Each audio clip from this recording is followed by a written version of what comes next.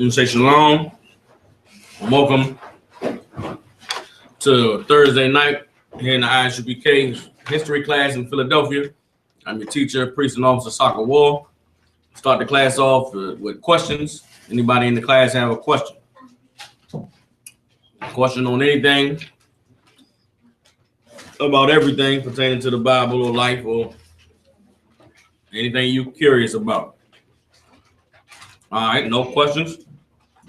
Well, tonight we're going to go into the topic of the cruelty of the white man. The white man is the most cruel, murderous, raping, robbing beast that has ever existed on the planet Earth.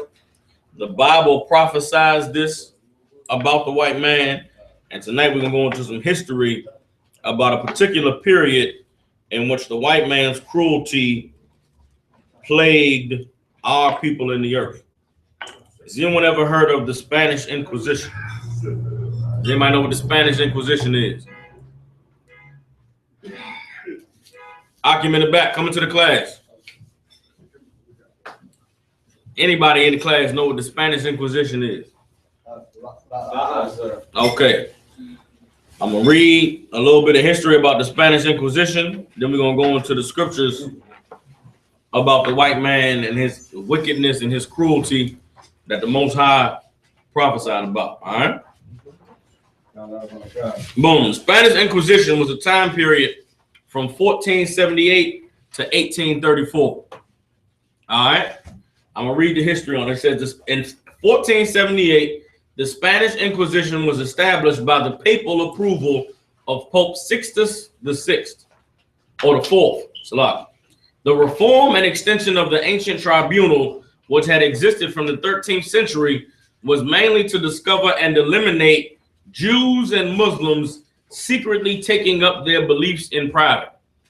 So during the Spanish Inquisition, who was being targeted in Spain, in Europe? Anybody? Officer Sharmaf. The Jews and the Muslims. The Jews and the Muslims. Who are the Jews and the Muslims? Sharmaf. The 12 tribes of Israel and the Ishmaelites. Okay. Anybody else? Who are the Jews and the Muslims? Or what were the Jews and the Muslims known as during this time in history? It's between 1478 and 1834. Collectively, what were the Jews and the Muslims known as? Marab. Oh, was we known as the Byzantine Empire? Not in this part of Europe. The Byzantine Empire was in Eastern Europe. In the parts of the world today we know as Turkey, Russia, Syria, that part of the world was the Byzantine Empire or Eastern Europe. People today who don't want to claim being a Jew or being a Muslim, but they claim their ancestry goes back to Europe or North Africa, what do they call themselves? Black Americans today. Sis. The Moors. The Jews and the Muslims during this time period in history collectively were known as the Moors. What does everybody know about the Moors? Well, not their religious affiliation, but their racial identity. Sister Naima. That they were black. The so-called Moors in Europe between the 13th century and the 18th century, which is between 1100 and 1700, were black. They were dark-skinned people.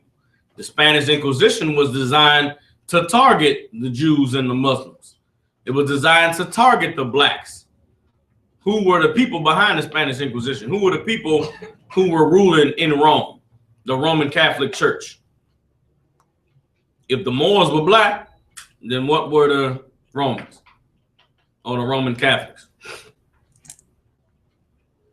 Marah. The white people? They were white. They were the white people. The Spanish Inquisition was a period in history. You gonna say something? No, I'm too wild. You can set some aside for me. The Spanish Inquisition was a time period when the white man started to resurrect himself in the earth as a power. And from his seat in Rome, he used the religion of Catholicism to force his way of life onto people who were weaker than them. You understand? The Spanish Inquisition was the white man's way of targeting black people who had power, who had authority, who had wealth in Europe during that time. As I read on about the Spanish Inquisition and what brought it about and what the policy was, you're going to see that this policy that the white man had of dealing with the Jews and the Muslims is very much what we all know to be the legacy of slavery here in America, that we are the descendants of today. All right, so I'm going to read on a little bit more.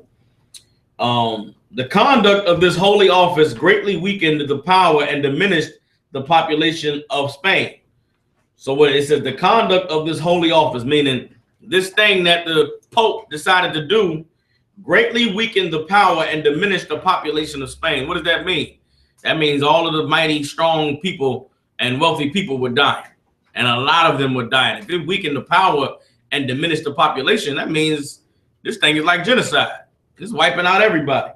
It says it was considered the most deadliest and notorious of all inquisitions, as firstly being it was the most highly organized, and secondly, it was far more exposed and open with the death penalty than that of the Papal Inquisition. So before this time period, there was another Inquisition that was called the Papal Inquisition. The Papal Inquisition was the Pope himself saying, these people are speaking against me. They're speaking against the Pope, speaking against what we teach. We got to lock them up. We got to kill them. They say the Spanish Inquisition was worse because it was more organized and the penalty was death. All right. It says, this holy office became veiled by secrecy, unhesitatingly kept back, falsified, concealed, and forged the reports of thousands of trials. So the people that was getting locked up and dealt with because of this Inquisition, it was a undercover operation. You understand? It wasn't something that was highly publicized. It wasn't something that the common person was really able to understand what was happening. It was just people was getting snatched up, then they disappeared. It says the Catholic, so like the first two inquisitors in the districts of Seville were appointed in 1480 by King Ferdinand and Queen Isabella. Does anybody know what else King Ferdinand and Queen Isabella is famous for? Sis. Slavery. Why? Because who did they deal with? Who did they help out? Sis. No, not yet. They ain't get to the Africans yet. They helped somebody else who started slavery. Who started slavery in the Western Hemisphere? They celebrate him today in America. Sis. Christopher Columbus. King Ferdinand and Queen Isabella were the ones who gave Columbus the money that he needed in order to sail his ships over here to America. King Ferdinand and Queen Isabella were the ones that gave Columbus the permission to kill and murder and enslave the native Indians in the name of Christianity, in the name of the Father, the Son, and the Holy Spirit. So this same king and queen who began the murder of our people in the Western Hemisphere, you understand, that was already here in America, they're the same ones that started the murder of our people in Europe. They're the same ones that started the end of the Dark Ages in Europe, all right? I'm gonna read a little bit more. It says, the first two inquisitors in the districts of Seville were appointed in 1480 by King Ferdinand and Queen Isabella to round up the most wealthiest heretics. The reason for this was that the property of those accused was shared equally between the Catholic throne and the Dominicans. Now, the Dominicans was a family that lived in Europe during this time. They were a Catholic family that was wealthy and had influence. That's where the name Dominican Republic comes from over here in the over there that shares the island with Haiti. That name, the Dominican Republic, came from this family of rich devils that was in Spain during the time of the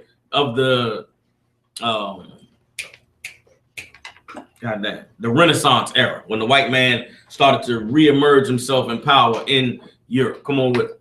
So the original name Dominican come from the white man. Yes, the name Dominican comes from a family of crackers. You understand? So everybody calling themselves Dominicans, the history of that name goes back to a rich family of devils that had close ties with the Roman Catholic Church. All right. So it says the Catholic Spanish government also directly paid the expenses and received the net income of the Inquisition itself from the accused. According to civil law, people convicted of religious treason were sentenced to death and their goods confiscated, while the Catholic Church feasted on their estate. Additional inquisitors were named, including Tomas Torquemada, who the following year was appointed Inquisitor General for all of Spain. Tomas, whose duty was to organize the rules of inquisitorial procedures in Seville, Castile, and Aragon. He believed punishment of heretics was the only way to achieve political and religious unity in Spain. Those refusing to accept Catholicism were led to the stake and burnt alive in a procession and Catholic ceremony known as auto de fe, or act of faith. All right, so that's a brief history of the Spanish Inquisition. Here's a picture here. You see people hanging up on the stakes. You see the smoke rising from them being burned, and you see more people being lined up to be murdered. All right, come on with it. So the people they burning is not white people. No, they're not. They are people who don't believe in Catholicism, who never really believed in Catholicism. Right. The Israelites. The Israelites. The people that refused. Now, aside from that, right? Who are the people that are world famous for refusing to give up their belief? Refusing to turn their back on their God, refusing to give up their culture and their laws and their way of life. Sis. Who? Okay. Where did the Muslims get their belief from? Okay, no, I don't think that. Okay. Muslims been their belief all the time. Black Muslims in America, right? What are Muslims never supposed to do? There's some things that Muslims used to stand for, right? What are some things the Muslim used to never do? Used to never eat pork. What else? Used to never smoke. What else? Drink, curse, hurt their people. What are Muslims are they doing? Eating pork, drinking, going to the strip club, having hoes, smoking weed. They bend their belief. They don't stand strong on what it is they believe in. But there's a people on this planet that are famous for dying before they'll give up their belief. They written about in history. These people would die before they would give up their belief, give up their God, give up their culture and their way of life. Who are those people? Who are the people that are world famous for never giving up their culture and their belief? And what is the name of the book that you can read about them in? Anybody? Yanaquan. The Bible. The Bible is the book. Who's the people? The 12 the tribe. Israel. We are the people that are world famous for never giving up our belief, never turning our back on our culture, never giving up the thing that made us who we were. Throughout history, we have been famous to everybody for being the people that would die before they would give up their religion. Well, that's who the Catholics targeted with their Spanish Inquisition. They wanted to target the people who refused to give up their belief. I read earlier it said they was targeting Jews and Muslims, right? But we know that during the Dark Ages, black people were the ones that ruled in Europe, right? So when the white man started to reemerge in power, now under the Spanish Inquisition, matter of fact, I should have read this first. I should have gave some history about what the Inquisition was and why it turned out to be such a horrible, evil thing. All right, I'm gonna read a little bit about what the word Inquisition means. All right, because the people hear that term Spanish Inquisition, the word Inquisition today really just means to question someone. You understand? The root word of Inquisition is inquisitive. Somebody that's inquisitive is somebody that's curious, wanting to know something, wanting to study, wanting to learn. They real inquisitive. A kid that ask a lot of questions. Mommy, what's this? Daddy, what's that? Why is it called this? And why is it called that? Where that name come from? Why they call it a fruit and that rabbit? You know what I'm saying? Different questions. That's because a kid is inquisitive, right? So the root word of it, the Inquisition, was inquisitive, or to ask, to search out, right? Inquisition procedure. It says the Inquisition was an ecclesiastical court and process of the Roman Catholic Church set up for the purpose towards the discovery and punishment of heresy, which wielded immense power and brutality in medieval and early modern times. So the point of the Inquisition was to find heretics or find someone that's speaking hearsay. What is hearsay? Moran. Is it something that goes against a belief? Okay, you close. Anybody else want to give it a shot? Shaw Moff.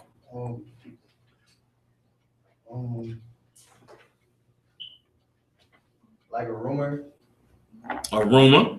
What should we do to find out definitively what the word hearsay means? Look it up. Should look it up. All right. I got my dictionary, so I'll pull it up real quick for y'all. It's important to understand the definitions of words such as hearsay because they are words that appear in the Bible. Everybody understand? You never want to read the scriptures and just pass over words that you don't have a definitive meaning for. All right. So here's hearsay. Hearsay is a belief or opinion that does not agree with the official belief or opinion of a particular religion. Everybody understand? So hearsay is something that goes against what is being taught, something that goes against what is believed. Everybody understand? Well, what is hearsay against the Catholic Church? Marat. The truth. The truth is hearsay because the Catholic Church says Mary and Joseph never had sex for Jesus to be born. The truth of the Bible is that Joseph had that sex with Mary. That's how Christ got here. The Roman Catholic Church says that Christ was God. The truth of the Bible shows that the Most High is not, Christ is not the Most High, but he's the Most High's son. Everybody understand? The truth, the Roman Catholic Church say a priest can't get married. The truth of the Bible is a man can have more than one wife. Everybody understand? The truth, the Roman Catholic Church says we're supposed to pray on Sunday. That's the Sabbath. The truth of the Bible, the Sabbath is Friday sundown and Saturday sundown. Everything that the Roman Catholic Church teaches goes completely against the truth. So when the Roman Catholics started their Inquisition, who did they inevitably have to bump heads with? The people that believe the truth. The Jews, the Israelites, the ones who was keeping the law, statutes, and commandments, who was obeying the words of Christ, following in the footsteps of the disciples. Everybody understand? The Spanish Inquisition was the Roman Catholic Church targeting the brothers and the sisters who was holding on to the truth during the time of the Dark Ages, during the time of the Middle Ages. Everybody understand? I'm gonna read a little bit more. It says at root, the word Inquisition signifies as little of evil as the primitive inquire or the adjective inquisitive. But as words like persons lose their characters by bad associations, so Inquisition has become infamous and hideous as the name of an executive department of the Roman Catholic Church. All crimes and all vices are contained in this one word Inquisition. For people who know about the Spanish Inquisition, when they hear the word Inquisition, this is what they think about: murder, robbery, arson, outrage, torture, treachery, deceit, hypocrisy, cupidity, holiness. No other word in all languages is so hateful as this one that owes its abhorrent preeminence to its association with the Roman Catholic Church. All right, let's get Jeremiah chapter 49, verse 16. We're going to go in the Bible and we're going to talk about the Most High prophesying this evil period of the white man's history pertaining to our people. You want to know how black people became Christians? You want to know how the Hispanics was forced to convert to Catholicism? If you want to know why today our people have abandoned all sense of individuality and separateness from the white man that's ruling over top of us. All you have to do is understand the Spanish Inquisition. All you have to do is understand the Bible prophesying the character of the white man. All right. Jeremiah chapter 49, verse 16. You got it? Sure. All right, read it. Jeremiah. I get my voice there. Got it? Okay. Jeremiah. Chapter 34, verse 16. No, 49. Slocky. You said 49? Jeremiah 49, 16. No sweat. 49? Jeremiah 49, 16. Jeremiah 49, verse 16. All right.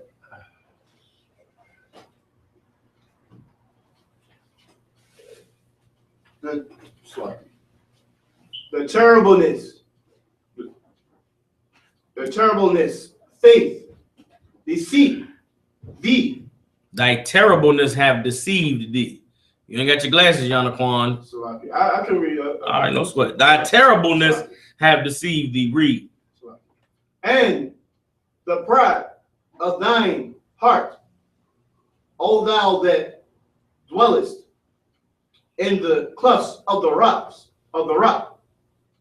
that holdest the height of the hill. You understand? The Lord said, thy terribleness have deceived thee, and the pride of thine heart, O thou that dwellest in the clefts of the rock, that holdest the height of the hill. This is a prophecy about the children of Edom. You understand? The Lord is talking to the white man. Two clues. The Lord saying, thy terribleness have deceived thee, O thou that dwellest in the clefts of the rock, that holdest the height of the hill. What people on the planet today are famous and world known for living in caves, for living in mountains, for living up high? Of Zaymar, White people. so-called white man, the Caucasian race. Their name tells you where they came from. They come from mountains. They come from caves. The Lord is talking about the people who come from mountains, who come from caves. When the Lord says thy terribleness has deceived thee, what is he talking about? He's talking about all of the tools and methods of torture and rape and fearfulness that the white man uses to instill on his enemies. Everybody understand? This Spanish Inquisition was all about the white man's terribleness. It was all about torture. It was all about striking fear in people's hearts to make them give up their belief, give up their culture, give up the things that they held true to in order to accept the white man's lies. Everybody understand? The Lord said, thy terribleness has deceived thee. What is the terribleness of the white man? What was the terribleness of the Spanish Inquisition? I'm about to read to you all some of the methods the white man used in order to get people to convert to the white man's religion or to abandon their belief. Everybody understand? Because we read earlier that the end result of being found a heretic was what? What happened once they found you guilty? Sis, they put you to death. So this wasn't really about converting anybody to white Jesus. This was about torture and putting fear in other people. Everybody understand? Now, this is going to get kind of graphic. Everybody understand? It's horrible. It's going to get kind of graphic. Here's some quotes from famous crackers throughout history. It says, fear is the basis of the whole. Fear of the mysterious. Fear of defeat. Fear of death. Fear is the parent of cruelty. And therefore, it is no wonder if cruelty and religion have gone hand in hand. This man's name was Bertrand Russell. And as everybody see what I have up here on the screen here, a couple methods of torture that have been famously used by the white man throughout history. All right, right here, you got the gallows. See the man standing there with his head inside the thing and his arms are stuck there. That's one of the methods of torture. You see down here, the iron boot. I don't know if y'all see it, but it's a giant boot. And the man is laying down, his feet is shoved in the boot. You got some metal things in between there. There's another thing called the the scavenger's daughter. This was, I don't know what the hell they did with that machine. It's a lot. I don't want to know. This thing here is called the Iron Maiden. Everybody see that? It's like a coffin, a giant iron coffin with spikes on the inside and spikes on the door. There's this thing up here is called the rack. You see where it got the little arm there and an arm there? They would lay a person flat. Their arms and legs would be attached to this rack. And as you crank the rack, it stretches the arms and the legs. All right. Now, this is just a few of the torture utensils that the white man used in the Catholic Church. All right. And we're going to go down and get to a couple of them in particular. All right. It says medieval torture devices. Reaching its peak in the 12th century, torture was used in capital cases as well as against suspected heretics. From the mid-14th century to the end of the 18th century, which is the time of the Spanish Inquisition, torture was a common and sanctioned part of the legal proceedings of most European countries, which was approved by the Inquisition in cases of heresy. So it was widely accepted in Europe that this is how you dealt with people that you wanted to punish. You torture. You put them through this hell that we're about to read about, all right? It says the most common means of torture included burning, beating, and suffocating. However, the techniques below are some of the more extravagant and depraved methods used and allowed by the Roman Catholic Church. So we're going to read about the worst of all the tools that they had at their disposal, all right? First, we have the rack. The rack was an instrument of torture often used in the Middle Ages and a popular means of extricating confession. The victim was tied across a board by their ankles and wrists. Rollers at either end of the board were turned by pulling the body in opposite directions until dislocation of every joint occurred. According to Puig Blanc, quoted in Mason's History of the Inquisition, in this attitude, he experienced 8 strong contortions in his limbs, namely 2 of the fleshy part of the arms above the elbows and 2 below. So what does that mean? When you tied to this device, the part of your body that holds the elbow connects the upper arm and the lower arm. Well, the point of this device was to completely separate all of that. So while you land on this machine, they turn in the rack, your elbow gets dislocated from your lower arm. They pull it some more, the elbow dislocates from the upper arm. So when they finish with you, you have arms that cannot work because they're no longer connected. You just got dangling limbs. Everybody understand? At the same time, while they stretching you and your arms is being dislocated, the same thing is happening to your legs. The lower part of your leg is being pulled apart from the knee. Then the upper part of your leg is being separated from the knee. Everybody understand? Now, I played sports. The Lord blessed me. I never suffered an injury of tearing an ACL or breaking any bones. Has anybody ever broken a bone in it? Sis, where'd you break a bone? In my knee. In your knee. How horrible was the pain? It hurt. It was hell. What about you, Imam? Wow, foot. Broke your foot. How horrible was that? Real hard. It was hell. Now imagine all of that being broken at once. While some cracker is standing over you saying, do you accept the love of Jesus in your life? Do you accept the Holy Trinity of Mother Mary and Jesus and the Father, Son, and the Holy Spirit? Well, that's what was going on during the Spanish Inquisition, all right? It says, bound, the heretic could then be subjected to other forms of torture for the exaltation of their faith. Now, has anybody ever seen the movie Braveheart? With what's the white boy, Mel Gibson? Y'all remember at the end, that torture they put him through? Well, that was common during the time of the Spanish Inquisition. Now, it's another thing y'all might not know. William Wallace was a black man.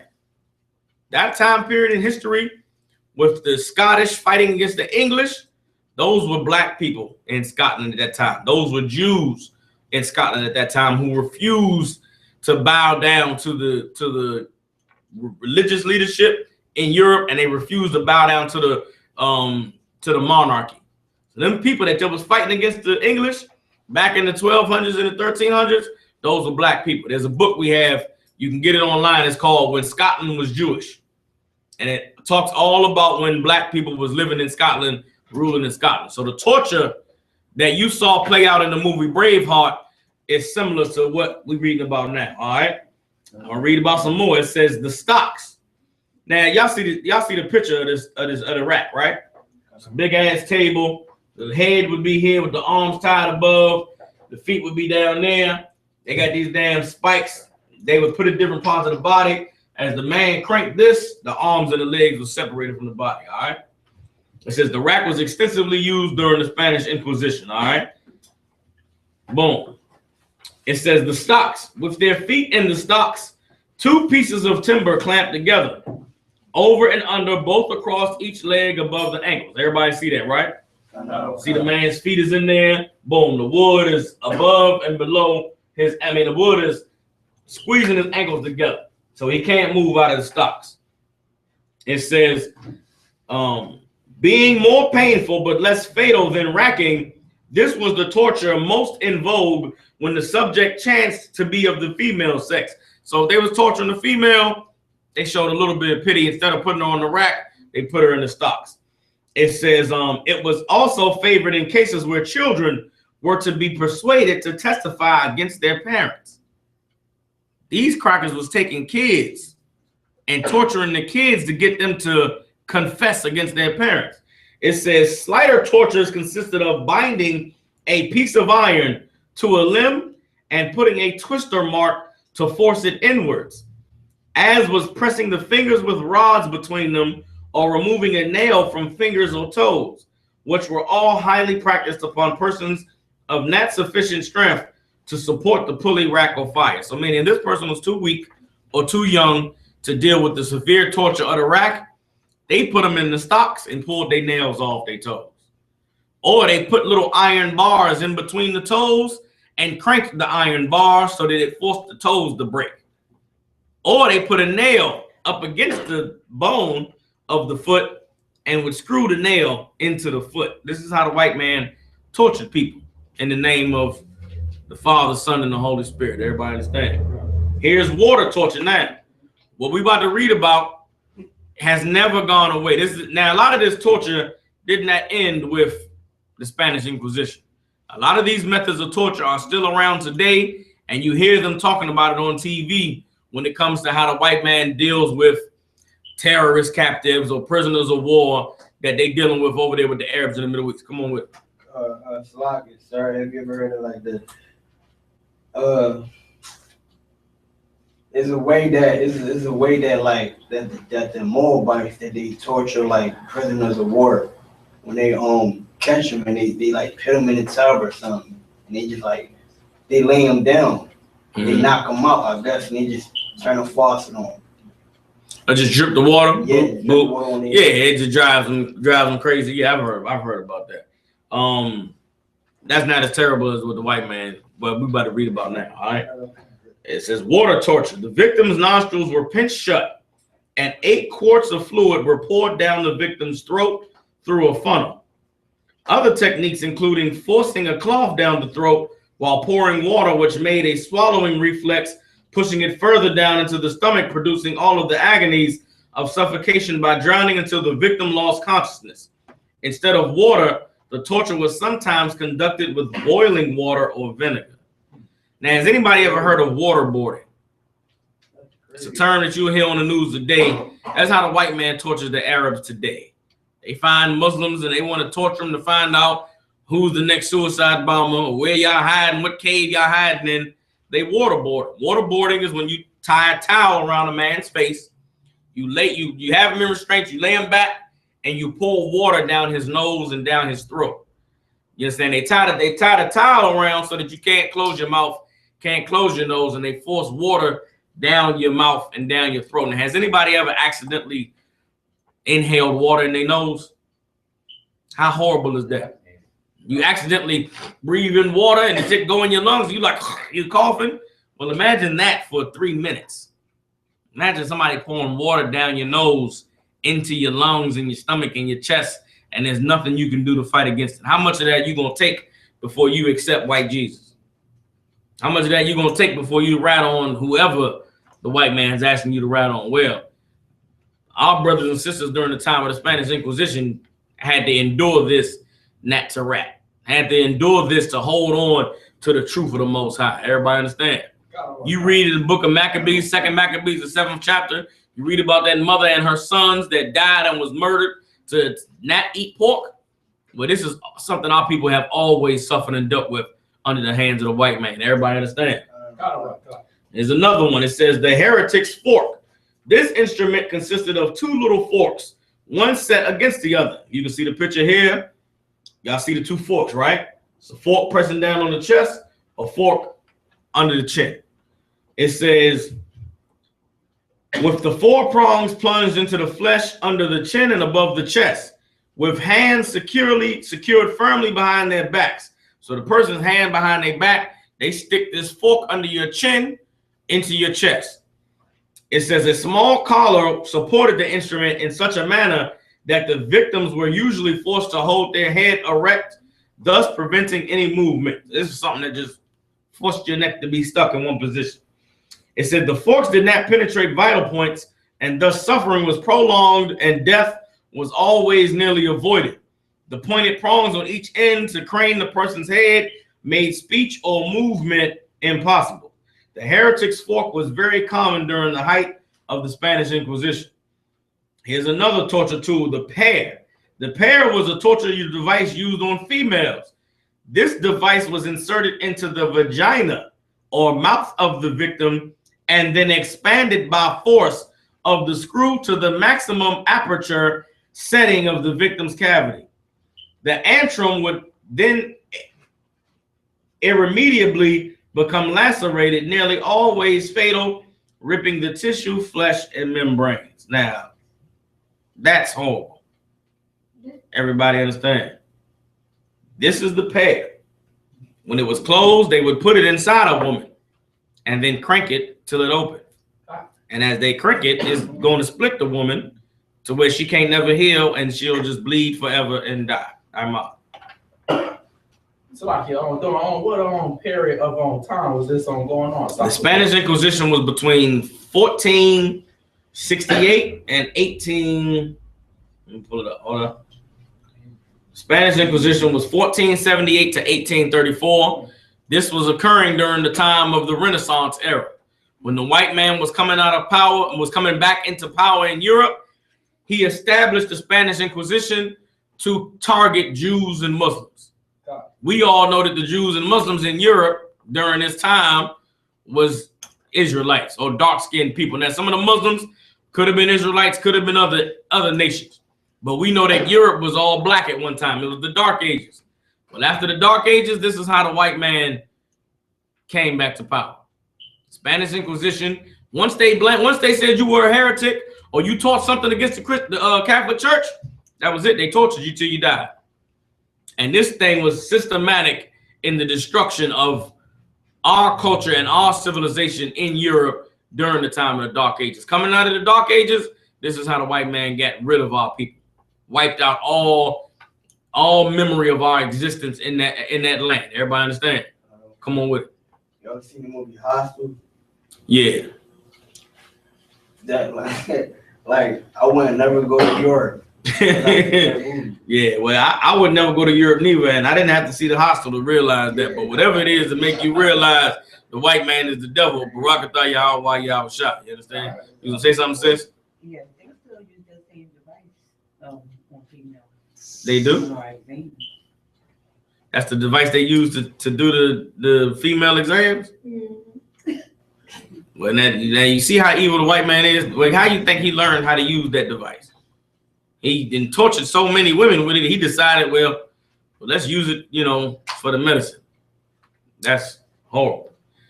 Well, next time you go to the doctor, just, say a prayer, Salaki. Don't let them put you to sleep, you know what I mean, and say a prayer. But the white man used that to torture our sisters with. Everybody understand? Here's another thing. He said the brinks. The brinks, also sometimes called dame's bridle or skull's bridle, comprised of a metal facial mask and spiked mouth depressor that was implemented on housewives up until the early 19th century. Many clergymen sustained in his husband's right to handle his wife and use salutary restraints in every case of misbehavior, without the intervention of what some court records of 1824 refer to as vexatious prosecutions. Okay, now, this is horrible. Black woman, don't you ever say nothing about the black man being mean or cruel or horrible to you ever. This is what the white man used when his woman would not shut her mouth. Does everybody see this thing? Okay, it's a metal helmet, right? The head goes in a helmet, but the helmet has a mouthpiece on it. The woman would put her head inside the helmet, and the mouthpiece would go in her mouth. And it would keep her from talking. That's how the white man shut his woman up. Well, white women get now. You want to know why white women are so kind? And white women do whatever you tell her to do because they was tortured to death with this thing here. You understand? White man is disgusting and evil. That is called the Branks or the Dame's Bridle. That's horrible. All right, we're gonna get into a couple more of these, and we're gonna go to the scriptures. It says the wheel. The wheel was one of the most popular and insidious methods of torture and execution practiced. The giant spiked wheel was able to break bodies as it rolled forward, causing the most agonizing and drawn-out death. Other forms include the braided wheel, where the victim would be tied to the execution dock or platform. Their limbs were spread and tied to stakes or iron rings on the ground. Slices of wood were placed under the main joints, wrists, ankles, knees, hips, and elbows. The executioner would then smash every joint with the iron-tired edge of the wheel. However, the executioner would avoid fatal blows to give the victim a painful death. Who would think of some shit like that? Did y'all understand what I just read? He put the person on the wheel. You see the wheel, right? They would put the person on the wheel. And as the wheel rolled, of course, as the wheel rolled, your bones would break and you'd be jammed up. But if they wanted to really torture you, they would put wood along the wheel underneath all of your major joints, underneath your elbows, your shoulders, your hips, your knees, and your ankles. And they would, as they roll, now you take a piece of wood and you put it against a metal wheel and you try to bend that piece of wood, what's going to happen? It's a straight piece of wood. You lay it flat on the wheel and roll the wheel over, what's going to happen to the wood? Marah. Right, gonna break. It's going to break. But what happens to the wood when it breaks underneath your kneecap? Marah. It's gonna stab you. It's okay. Don't think stab you. Think it's going to pop your knee out of place. Imagine anybody. Okay, imagine you got a splint on your leg. Like they take some wood and tie your leg to the wood. Well, if they bend the wood till it snaps and your leg is still tied to it, when the wood snaps, it's going to snap your leg too. Well, they would do that to every piece of your body and had it in a way where you wouldn't die. You would just feel the pain and suffer through the pain, and it's be hell and horrible. Now, all of this torture the white man did, he did it in front of people. He did it in the town square. I showed the picture up here where they're doing the torture in front of everybody. This is the town square. This is people being hung and tortured and murdered and burnt and all type of evil. Well, what's going on around them? People are watching this shit. The people are seeing what's going on. So for every person that does not want to accept white baby Jesus and Virgin Mary and the rest of the Catholic nonsense and, you know, priest penis in their baby mouth, how many of these people got to go through what they're going through before the people out here just say, man, fuck that. I'll accept white Jesus. I'll accept Mother Mary and Catholic priest. You can have my son, take him. Let him be an altar boy. Well, that's how our people became Christian. When you read stories about Christopher Columbus coming over to America and the population of the Native Indians being wiped out, well, this is why. Because the white man did this shit for fun. He did this shit for shits and giggles. This is how, this was Friday afternoon for him.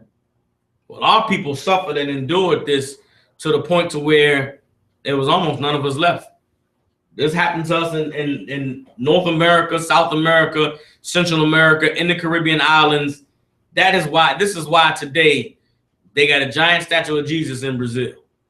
This is why today the Mexicans and the Puerto Ricans and the Dominicans love Santa Maria. They love Mary. They never gonna give up their candles of white Jesus and Jesus Cristo as Su Blanco and all of that BS. Everybody understand? This is how you get a people to convert. This is how you get a people to accept your religion. The reason why I showed you this is because the Spanish Inquisition has never ended. The Spanish Inquisition today is the FBI, is the CIA. It is the SWAT. It is the U.S. Marshals coming in and rounding you up. It is the bounty hunters coming to serve a warrant on you. You understand? The policy that the white man instituted of finding heretics, breaking down their doors and torturing them to put fear in everybody else has never gone away. That is the torture that we're suffering today here in this land called America under the hands of the so-called white man. You want to say something? So I seen the movie like that. What movie? I don't know how to pronounce it, but it's spelled Huey or something like that. Okay. It's about how the Spaniards came to the Americans and the Native Americans was there, and they asked them to. Then they asked them. They like demanded them that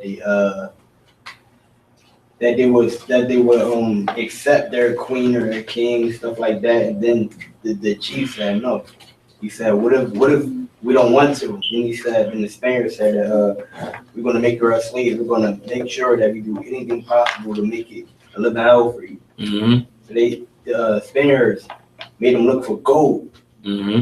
They couldn't get enough gold, so they would get their hands cut off. Listen, that's the white man. You understand? That is the white man. If you ever want to know about why our people are so diehard Christians today, all you got to do is go back and research Spanish Inquisition. Research torture tactics of the Catholic Church. I'm going to play a video once we go through some scriptures, but I want to get some scriptures on it, all right? I gave you Jeremiah 49:16. The Lord said the terribleness of the white man had deceived him. The white man believes in his heart of hearts that because of all of the fear that he struck into the hearts and minds of people throughout this planet, that no one is ever going to come against him. No one is ever going to be able to stand up to him. All right? Give me Revelation chapter 17, verse 6. Come.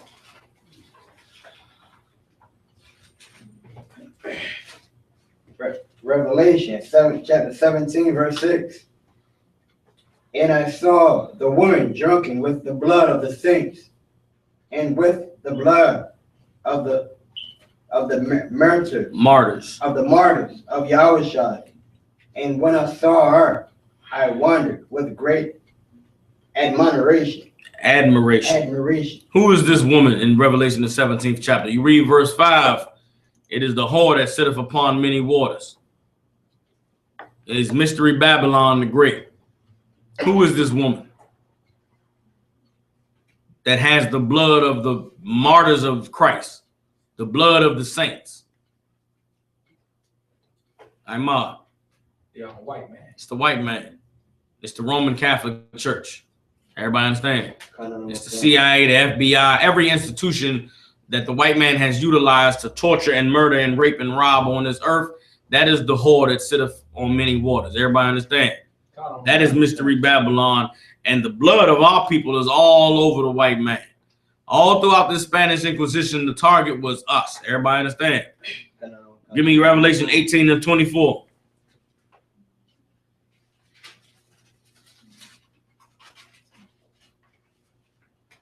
Read on, start 21. Come. We are on Revelations 18, verse 21. And a mighty angel took up a stone, like a great millstone, and cast it into the sea, saying, Thus with violence shall the great city Babylon be thrown down, and shall be found no more at all. You understand? The Lord prophesied the destruction of the white man. The same way they looked when that angel took the stone and threw it into the water, and all of that, the the great wave that was made from that stone being thrown in the water, that's the same way the Lord is going to wipe out the white man. That's the same way the Lord is going to get vengeance and justice for our people for all the evil the white man has done. The same way that stone flying into the sea caused a great wave and destruction and trouble in the water, that's how the Lord is going to deal with the white man. That's how he's going to destroy the city of Babylon. You understand? With that same type of violence, the white man is going to be destroyed and be found no more. Read on. Verse 22. And the voice of the harpers and musicians and the pipers and trumpeters shall be heard no more at all indeed. Ain't gonna be no more singing, no more dancing, no more entertainment, no more Hollywood. Read on. And no craftsman, or whatsoever craft he be, shall be found any more indeed. You understand? No more bankers, no more, the military designers making boats and planes and drones with drop bombs out the sky. All of that's gonna be wiped out. Read on. And the sound of a millstone shall be heard no more at all indeed. The sound of destruction, the sound of death. You understand? That millstone was hung around a person's neck before they was thrown into the water, thrown into the sea to drown. Everybody understand? Well, the sound of our death and destruction is no more going to be found in the hands of the white man. Read on. Verse 23. And the light of a candle shall shine no more at all indeed. No more light. Read on. And the voice of the bridegroom, the voice of the bridegroom and of the bride shall be heard no more at all. No more happiness and marriage and sex and wild fun. Read on.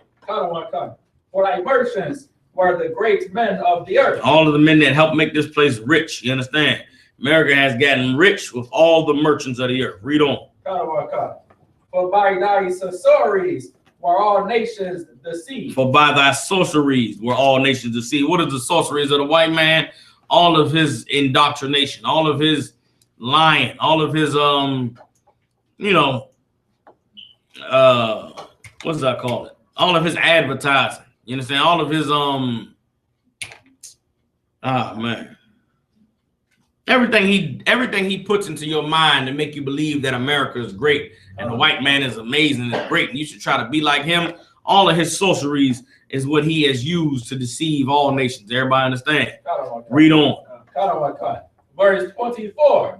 And in her was found the blood of the prophets and of saints and of all that were slain upon the earth. More importantly, the Lord sees that the blood of the prophets and of the saints are in this white man. You understand? He is the chief shedder of all of our blood. He is the chief murderer of our people. He is the chief of all of our destruction and sadness and turmoil and torture that we've endured for the past 500 plus years. Everybody understand?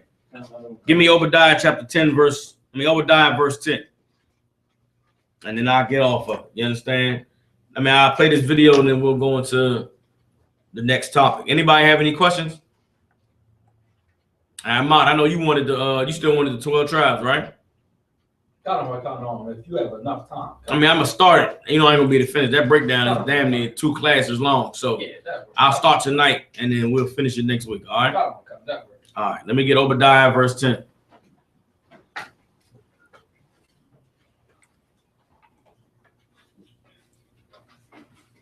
Obadiah chapter 10. Verse 10. Obadiah chapter 1 verse 10. For thy violence against thy brother Jacob, shame shall cover thee. Why does the Lord hate the white man? Because of his violence against us. Everybody understand? Because of the murder and the blood and the killing that he's brought down on our people. The Lord said, for thy violence against thy brother Jacob, shame shall cover thee. How do you shame the white man today? Hey, Ma. Just like how we do, we go out there and teach how evil he is. We go out there and show everybody how evil the white man is. That's how you shame white people. You know what a white man hates more than anything? Is you showing him to his face that he is the same murderer, rapist, robber that his ancestors were. White people today, they know that everything they have, they owe to this. You understand? They know that very clearly. But they like to try and live in their minds like they're okay. Like they're good people. Yeah, there was a lot of raping and murdering and robbing, but I'm different. We're different now. We've grown. White people today would like to think that they're better than their ancestors.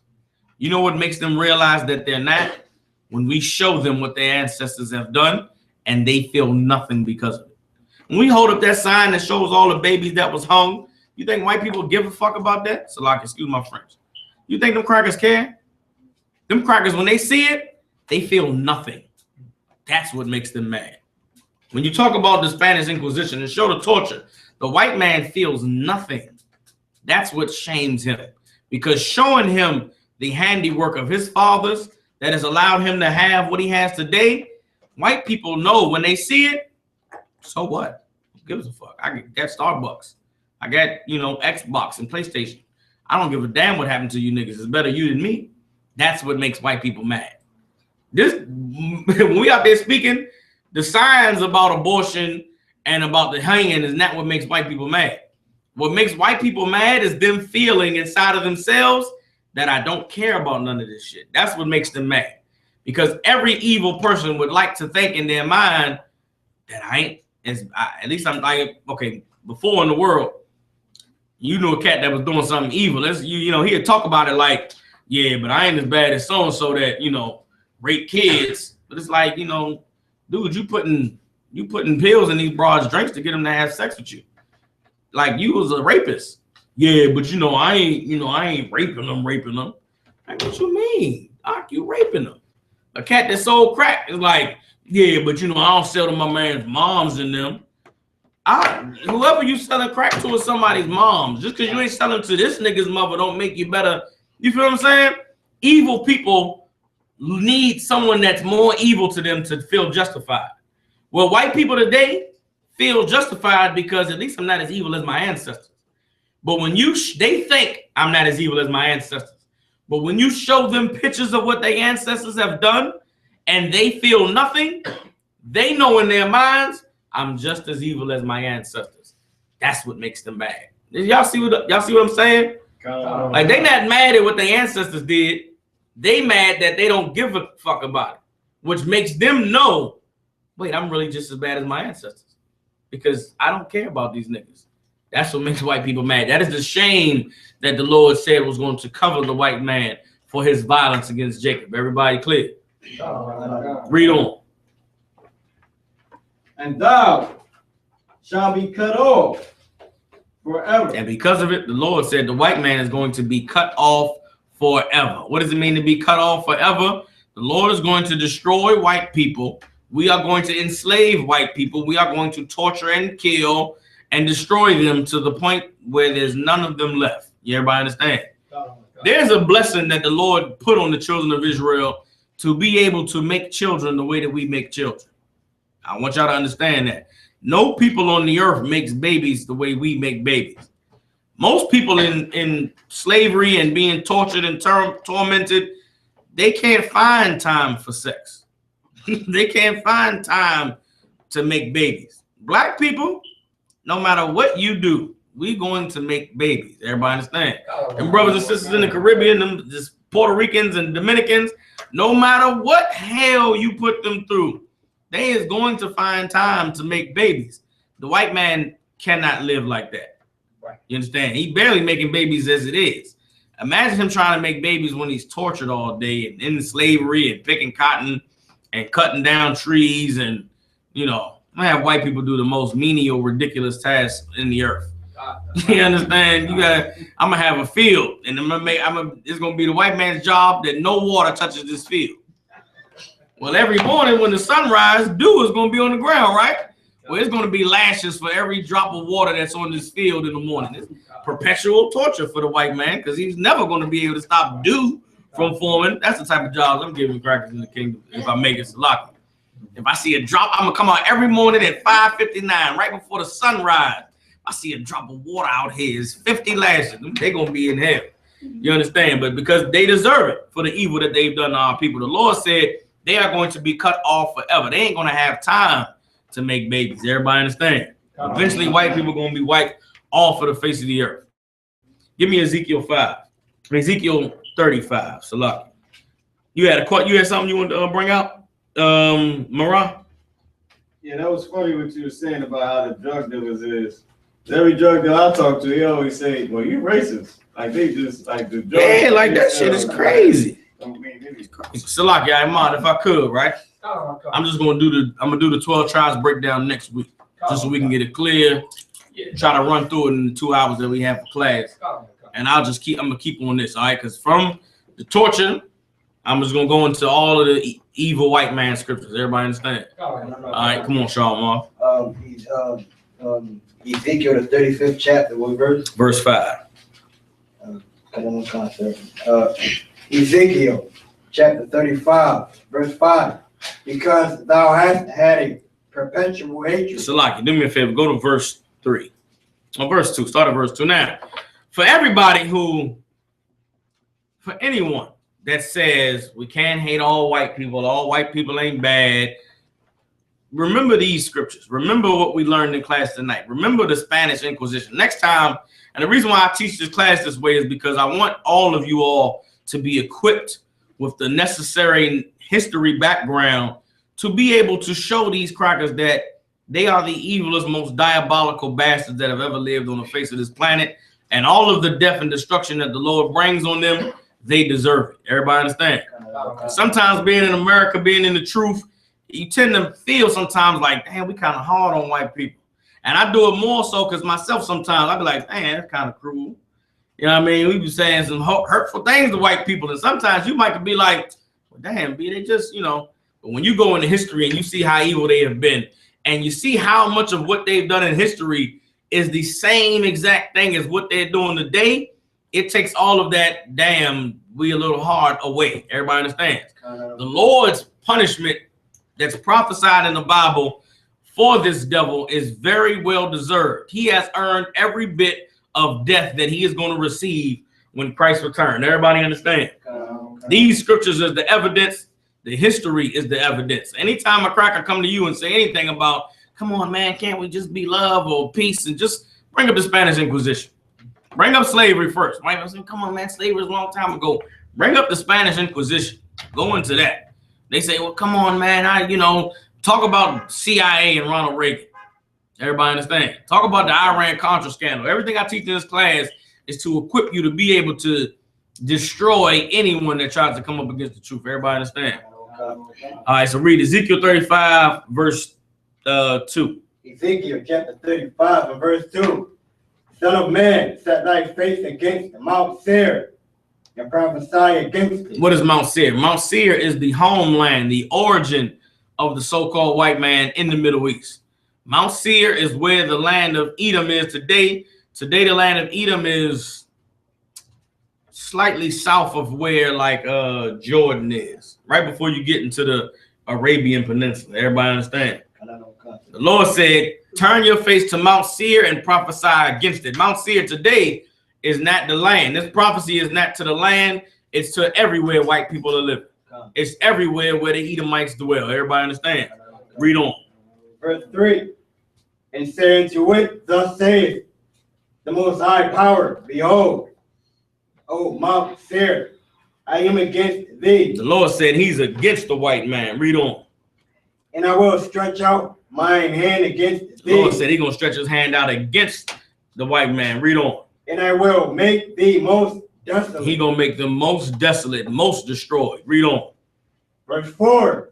I will lay thy cities waste, and thou shalt be desolate, and thou shalt know that I am Yahweh. You understand? The Most High said, you're going to know that I am Yahweh. You understand? If you're reading it in the Bible, the am might be italicized, right? Meaning it's slightly, this text look like it's slightly shifted, right? When you read that, it's to give you a sign of influx on that am. You understand? It's like the Lord is saying, you're going to know that I am the Lord. You understand?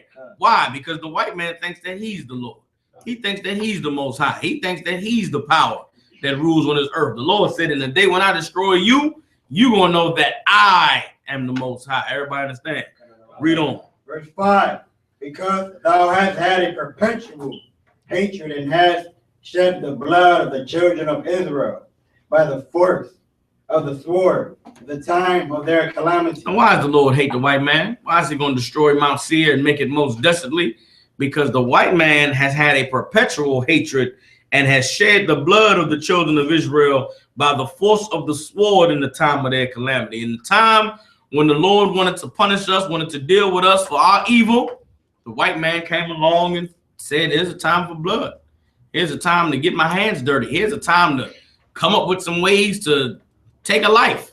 The white man has literally experimented on how to take a life, how to push the human body to its limits by dealing with black people. Slavery, the Spanish Inquisition, that thing y'all told me about, that tool they still use today, it take me back to when I studied the medical profession. The white man learned everything from experimenting on black people. They experimented on black women to find out the different tests and the different things that they do today. A lot of sisters died and had parts of their bodies gouged and prodded and plucked and electrocuted and had all manner of evil done to them so that the white man could learn how to be a doctor, learn how to be a gynecologist and all of the other evil. Now, I mean, today you got to get it checked out, make sure everything is working right, because we ain't got, sisters that's doing it. But before the time when the white man knew what he was doing, he was just down there playing around. And a lot of sisters suffered and had horrible things happen because the white man trying to study how the human body works. Everybody understand? Lord said he had a perpetual hatred. Perpetual is never ending, forever lasting. That's how white people hate you. That's why when we go at camp and we shame the white man, that's where that anger comes from, them knowing that they hate us, from them knowing that they feel the same exact way that they ancestors who murdered us and raped us openly felt. Everybody understand? The Lord said because of their perpetual hatred, because they shed our blood in the time of our calamity, read on, verse 6. In the time that their iniquity had an end. Verse 6. Therefore, as I live, saith the Most High Power, I will prepare thee unto blood, and blood shall pursue thee. Lord said, therefore, as I live, what the Most High saying? That this thing is going as like how black people talk, on my mama. You understand? The Lord is saying, on my mama, as I live, saith the Most High. Read on. Read, I will prepare thee. I will prepare thee unto blood, and blood shall pursue thee. The Most High said, as I live, I'm going to make sure that blood catch up to you, white man. As I live, all that blood that you shed, that you love to get your hands dirty in, I'm going to make you swim in it. I'm going to bring it down on your head. I'm going to drown you in the blood. Because you don't hate blood, you love blood. But you love blood so much, Mr. White Man, I'm going to make you drink it. I'm going to make you feel it and see what it's like to have the streets filled with the blood of your children, of your wives, of your sons, of your strong men. Everybody understand? Read on.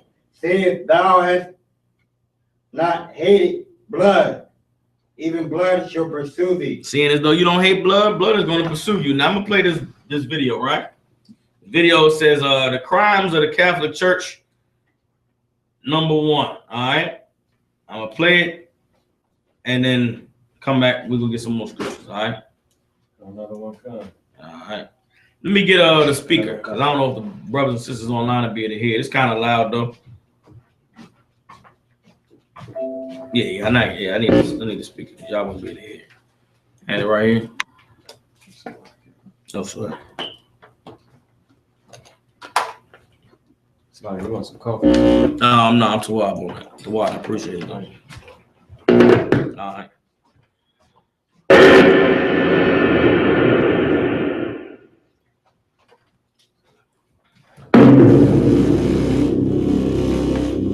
The Inquisition, run by the Catholic Church, is evidence that shows how corrupt and cruel the Catholic Church is. The Inquisition, which was established for religious trials, became a transnational institution of the Catholic Church. It was devised to condemn heretics designated by the Catholic Church. Heretics defined by the Catholic Church were the Christians who opposed the false insistence and doctrines of the Pope and wanted to live by the Bible. Now y'all hear that? The heretics were the people that did not want to do what the Pope said, but wanted to live according to the Bible. Well, who are the only people on the earth that live according to the Bible? What do we call them today? Marah. The Israelites. The Israelites, but particularly what Israelites are the ones that want to live according to the Bible? Marah. Christians? No. Christians, do they live according to the Bible? No.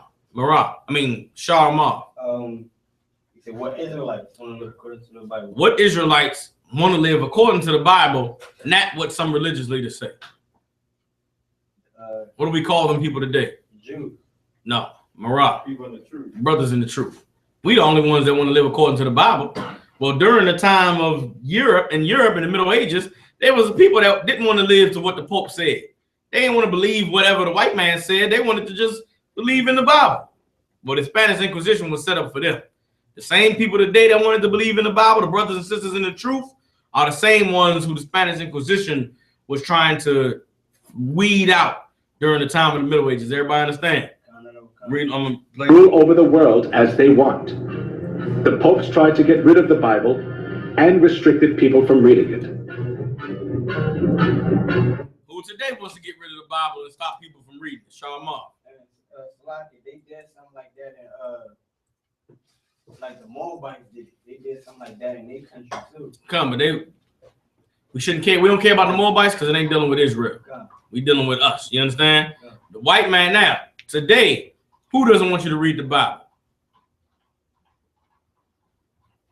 Imad. The white man. The white man. Who else? Imad. The Roman Catholic Church. The Roman Catholic Church. Who among Israelites don't want you to read the Bible? Imad. The Christian, the Christian leader, the pastor, the cat running for the governor and the mayor. They don't want you reading the Bible because reading the Bible gonna let you know to go against them. Everybody understand? Pope Alexander III labeled those who read the Bible as heretics and commanded to confine Christians who were condemned as heretics to expropriate their property. What does it mean to expropriate your property? Meaning they take your property. So during the time when the Inquisition started, the main purpose was to take people's property. When you take someone's property, what do you become? You take enough people's property, what's going to eventually happen? You're going to be rich. If I find, 5 heretics that all got $50,000 in the bank, and I say, you don't believe in the Pope, and I throw them in jail and take their property, then that $50,000 belongs to me now. If I do that to enough people, then I'll be a millionaire. That's what the white man did under the Inquisition. Everybody understand? You gonna say something, Mark? Yeah, can I just have a question? So, who owned property was they taken at this time? The people who they named was heretics. The people who wanted to read the Bible. The people who didn't want to believe in the Pope. The people that have always wanted to read the Bible and not do what man said to do. The followers of Christ, the disciples who we know have always been Israelites. Everybody understand? Pope Innocent III instituted the Inquisition and launched crusades to combat heresy. Numerous Christians were killed and dispossessed of their properties. Now, the Crusades was a time, during this time in Europe, when the white man who was a Roman went to war in the Middle East against Muslims, against Israelites, against anybody who stood against the Roman Church. Everybody understand? It was many wars that was fought. It's very much like what is going on today with the white man fighting in the Middle East. Even though they're not saying it publicly, what's going on in the Middle East is a war between Christians and Muslims. It is just like the Crusades of the Middle Ages of between 1000 BC, 1000 AD and 1800s. You understand? The Crusades started because of the wealth the Roman Catholic Church was able to gain because of the Inquisition.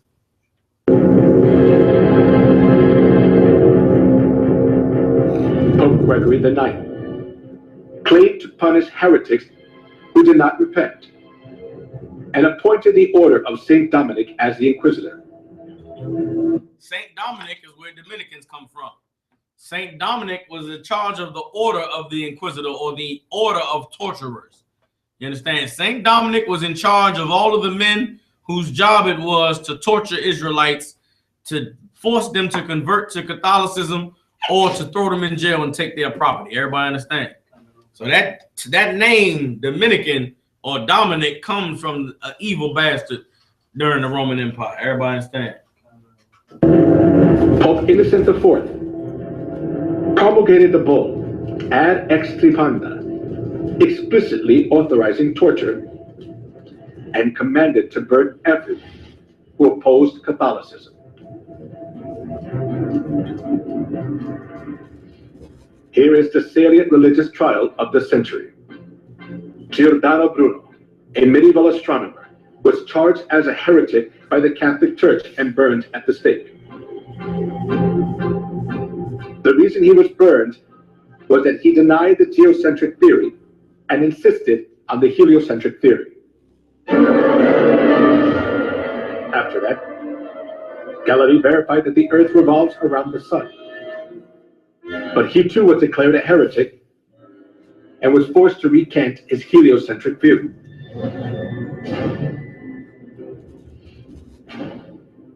Joan of Arc, Maid of Orleans, who saved France from a crisis, was burned at the stake as a witch by the Inquisition. As years went by, the Inquisition helped the Pope exercise his extraterritoriality. To stay in power, the Catholic Church accused those who stood against them of being heretics and eliminated them. If a person was charged of being a heretic once, he had no right to have counsel. He was severely tortured and ended up being imprisoned for life or executed by fire.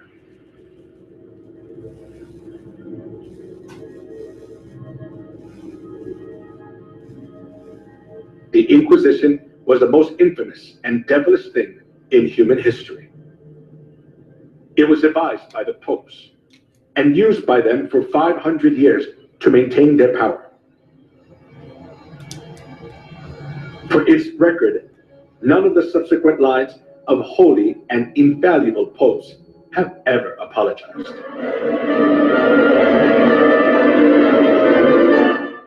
He was given power to make war against the saints and to conquer them. They going into the scripture. We pulled that scripture. I want y'all to read. I want y'all to hit this next part though. It says historians estimate that in the Middle Ages and early Reformation era, more than 50 million martyrs perished at the hands of the papacy.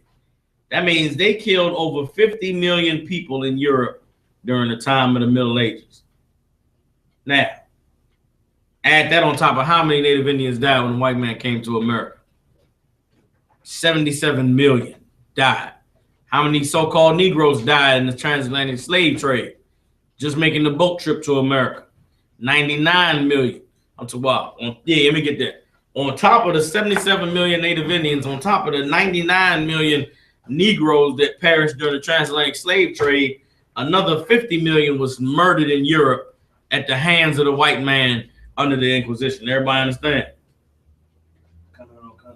Read on some more. Now, again, and another time period of history after the Middle Papacy. During the Dark Ages, 50 million innocent people were killed. During the Dark Ages, which is another time period in Europe, another 50 million martyrs were killed. Everybody understand? This is the blood that the Lord is talking about in Ezekiel 35. You understand? All of the murder and the rape and the robbery that the white man has done goes beyond what he did here in America, goes beyond what he did in the Caribbean and in South America. It goes all the way back to the time when we were in Europe. Everybody understand? 100 million people were killed at the hands of the Pope and the Roman Catholic Church between the 1,000 years from 1000 AD to the 1800s, when, you know what I'm saying, when white man started to come over here and colonize America. Come on, you gonna say something? Concert. They still do that in Europe? Still do what? The Inquisition? Okay.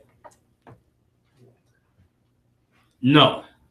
They don't do it the way they did it before. It's not as open as it is. But the policy of rounding up people who don't believe the way that the white man says they should believe, and murdering them and torturing them and killing them and terrorizing them still goes on every day in America, in Europe. If you Black, Hispanic, and Native Indian, the Inquisition has never really stopped. Because if you don't believe what the white man says you're supposed to believe, the white man targets you. We've seen it happen with our people forever in this land called America. The Black Panthers, the Muslims and Islam, the so-called Moorish nation. The only difference between everybody else and the men of the Lord today is that we follow the truth. We follow the Lord. We got the spirit of Yahushua, and they didn't. You understand? Black people are still suffering and dying. The death that we was dying in Europe, the death we died during slavery is no different than the death that we die today in America. The police killing us, shooting us down in the street, brothers still getting hung down in the southern states. Ain't nothing changed. The white man still murdering us down in Mexico and Colombia and Brazil. The slavery and the death and the murder and the torture has never ended for our people. It just changed. The name that they called it became different. Instead of it being the Inquisitors of Saint Dominic, now you got the FBI. Now you got the CIA. You got the United Nations. Everybody understand? It's never stopped. It just changed the way it looks. All right. Let me get Isaiah chapter 32, verse 6. I wanted to play that clip especially because it showed that all of this murder the white man was doing was because of a religious belief, right? Well, who is the earth against today because of their murdering and killing for a religious belief? Who's everybody against? Who's everybody saying is wrong and evil when you turn on the TV because of how they killing for their religion? It's the Muslims, ISIS. They terrorists and they killing people because of their belief. Well, was what ISIS doing anything different than what the white man did? ISIS ain't got nothing on the Catholic Church. 50 million people in the Middle Ages, 50 million people in the Dark Ages. That's 100 million people the Catholic Church murdered in Europe. That's only in Europe. That's not talking about what they did to Africa when they got there and killed them Africans. That's not talking about what they did to the Native Indians when they came here to America and in the Caribbean and in South America. It's not talking about what they did to us when they tried to force us to accept Christianity. The blood that the white man has spilled is far exceeded anything that any other race could have imagined to do on this planet. No one has come close to murdering and slaughtering and torturing and enslaving like the white man has done now. Have other nations killed? Have other nations tortured and enslaved? Yes. Everybody on the planet has killed and tortured and enslaved at some point in their history, but no one has done it anywhere near close to what the white man did. Does everybody understand? Give me Isaiah chapter 32, verse 6. You understand? Now I'll read verse 5. Salaki. Come on. Isaiah chapter 32, verse 5. Actually, Salaki, if I could. Go up to verse 2.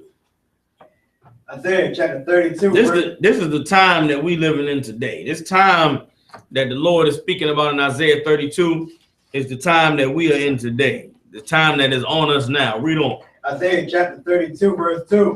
And a man shall be as in hiding place from the wind. What does that mean? Read on. And a convert, in a covert from the tempest. What does it mean? And a man shall be as a hiding place from the wind. When it's real windy out now, don't think of a regular wind. Think of tornado winds. When it's a tornado outside, what do you need the most? Sis, Naima. Huh? Somewhere to go. Where would you like to go when it's a tornado? You want to go to the park? Where would you like to go when it's a tornado outside? Other sis. Underground. Somewhere where the wind can't get you. Well, a man is like that today. A man in the UPK is like a what would you say again? Underground. A man today that stands for the Lord is like having an underground bunker when it's a tornado outside. That's a place where you can go to be protected. You got a man that's in the truth. If you are a man in the truth, you are a fortress. You understand? You are a place to hide when the tornado winds is tearing everything down. You are a covert place from the tempest. The tempest is the storm. You a place to hide when the storm comes through, when the hurricanes swing through. Everybody understand? Read on. As rivers of water and a dry Like a river that just come out of the middle of the desert. That's what a man is like. You understand? This scripture is a precept for when the Lord said, I will make a man as fine gold of Ophir. Everybody understand? This is what a man is today. This is the value of a man. You like a river flowing in the desert. You in the desert walking for days and miles, and the heat get hot, and your lips look like Clint Eastwood and good, bad, and ugly. You want to find a river. You understand? Well, that's what a man is like, a river in the desert. Read on. As the shadow of a great rock in a weary land. As the shadow of a great rock in the land when the sun just beating down on everybody. The sun is just draining everybody of the energy. A man is like finding that shade. Everybody understand? Read on. Verse 3. And the eyes of them that see shall be dim. No, read it one more time. And the eyes of them that see shall not be dim. And the eyes of them that see shall not be dim. Those of us who always knew something wasn't right about this place, and something don't feel good about life, it got to be something more than life. You come into the truth, and now you see. Your eyes is not dim anymore. It's not cloudy. You understand? All the things you always felt was wrong with this place, now you begin to understand. Oh, that's why, because the church is evil. No wonder I hated that place with all them women with them big funny hats that talk about each other and them men trying to have sex with me. You understand? Now I know why I always hated that place, because it was not where the Lord was. Read on. In the ears of them that hear shall hearken. And the ears of them that hear shall hearken. That day you walk by the camp and saw them crazy niggas you see every week when you leave them from work. One day you hear something that made you stop and say, oh, let me see what these crazy cats talking about. Why they got 666 on Jesus' face? Why these niggas got them funny clothes on? But that, you know, whatever people think when they see the camp, they stop for a second, they hear, they like, you know what, white people is evil. They did destroy our people, man. CIA bought crack in the ghetto? Oh, hell no. They start to listen. That's the time we in today. Read on. Verse 4. The heart also of the rash shall understand knowledge. The heart of the rash shall understand knowledge. All them cats that was too cool for school, nigga, I ain't doing no tests. I ain't studying no multiplication, nigga. I'm trapping. One day he hit a camp and he like, Jesus was black. The Bible, the same nigga that said, "Oh, grandma, you leaving that Bible. I ain't trusting that white man book." And then you hit a camp and you like, what? Jesus was black. Moses was black. Solomon said he was black and beautiful. What the hell is that in the Bible? Grandma ain't never told me that. The heart of the rash is going to understand knowledge. The cat that would never sit in class and pay attention and take notes, coming to truth and be a cat that's like, what was that precept again, sir? What scripture was that? Call you on the phone at 3 in the morning. Salakia, sir, I know you probably sleep, but I just had to know, you know, what's going on in Psalms 147. Why the Lord saying this? I'm like, damn, this crazy trapping looking the cat. You want to know the Bible? That's the time we living in. You understand? The heart of the rash shall seek knowledge. Read on. And the tongue of the stammerer shall be ready to speak plainly. And the tongue of the stammerer shall be ready to speak plainly. That cat that always talked funny, was shy, and didn't like speaking in public, used to stammer a little bit, stutter a little bit. He come in the truth and blaze. You understand? He come in the truth and speak the word of the Lord clearly and loudly for everybody to hear. That's the time we living in. Read on. Verse 5. The veiled person shall be no more called liberal. The vile person. Read one more time. The vile person shall be no more called liberal. Now, at the same time, the vile person is no longer going to be called liberal. Who is the vile person on the earth today? Imad. The white man. Guess what? We ain't going to look at the white man like, oh, they so loving. They give us welfare. They care so much. No. The vile person is not going to be called liberal. Black people are starting to see that the white man, whether he's a Democrat, a Republican, a Christian, an atheist, a Muslim, a Buddhist, he's the devil that the Bible speaks of. The vile person is no more going to be called liberal. Read on. Nor the curl said to be Bountiful. Bountiful. Nor the churl said to be bountiful. What does churl mean? Another one of them words. If you don't know, let's look it up. I'm saying that because I don't know what the hell churl means. I was just thinking to myself, well, am I going to gloss over churl? Nah, let's go to the dictionary and find the definition of churl. All right.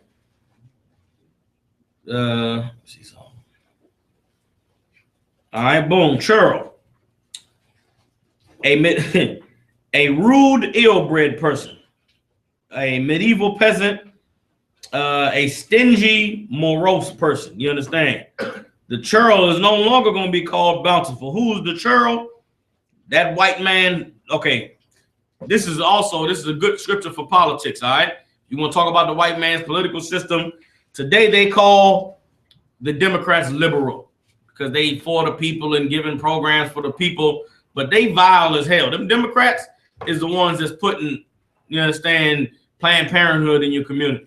They the ones that's saying homosexuality is okay and we should let men that want to dress like women go use the women's bathroom, and we should teach kids about, you got two daddies at home, what they doing in the bedroom. That's the liberal. The Lord said the vile person is no longer going to be called liberal. Everybody understand? The churl is the white man, the Republican, the one that's stingy with his money, but the one that wants to keep not pay no taxes. The scriptures say the churl not going to be called bountiful no more. Why? Because a lot of them cats in Hollywood and them entertainers and them athletes, they end up being Republican because they want to keep all their money. The Lord said the vile person is not going to be called liberal no more. We ain't going to look at them crackers in the Democratic Party like, oh, they care about black people. The hell with that.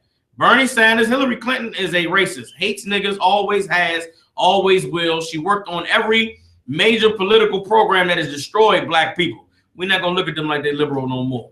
The churl, the selfish, the stingy, the white man that want to keep all his taxes and openly hates niggas, we ain't gonna look at them like, oh, Hollywood gave $1 million to the victims of the tornado.